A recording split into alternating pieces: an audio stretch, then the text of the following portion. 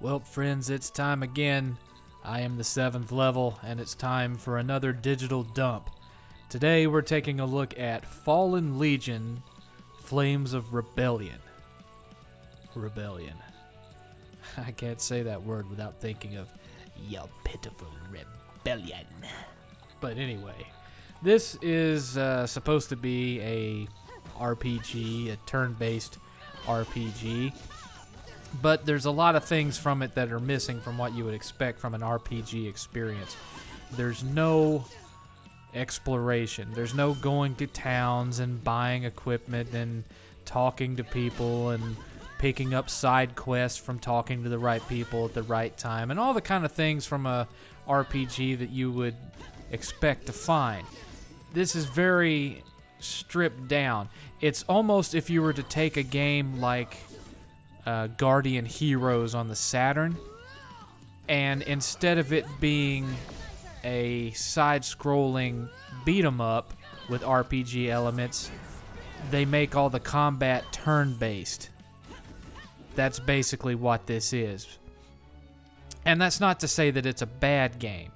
The combat is fun, but when literally all there is to it is either reading cutscenes or the combat itself, it gets really repetitive. And you find yourself kind of doing the same thing over and over, which, of course, that's true of all RPGs, but with this one especially. Now here, occasionally you will be tasked with punishing someone or rewarding someone for something that they did, and you get a different little boost card that gives you some kind of a bonus for that. You'll also occasionally run into boss fights.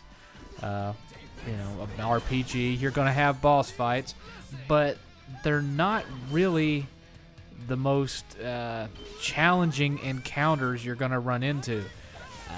You're pretty much just doing the same thing over and over, and you can win the same way.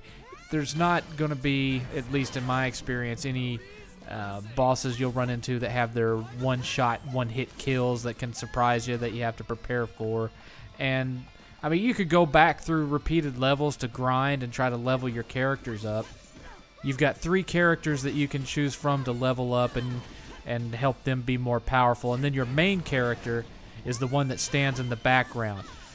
He doesn't actually attack per se. He has special attacks, one of 3 different moves that he can do, which you can revolve between like a more area of effect attack, a more focused one, or a move that helps aid the team, like giving them health back. The story is told through these really stiff, low-budget Japanese RPG-inspired cutscenes where there's very little animation to it, and it's just a portrait of the character with text and spoken audio in some cases. Of course, you've got your overworld map, but again, you're not able to go to towns and shop and look around and talk to NPCs or any of that kind of. The music gets the job done, but it's not anything that you're really going to remember after you put this game away. The graphics are colorful. The animation is okay. It has that Flash-style animation that's become really popular with indies over the last 10 years or so, that almost makes the characters look like little marionettes with their arms and legs individually animated instead of being hand-drawn. And I don't really care for that style of animation, but I don't hate it either. So it's got some nice lighting effects, and there's no chugging, no slowdown, no frame rate dips or anything like that I noticed. So if nothing else, it definitely runs smooth. Overall, I don't hate this game, but I'm not overly impressed with it either. There's just a few key things that make me love RPGs that this game is missing. And so, since there's nothing really broken about it, the best I can give it is a 5 out of 7.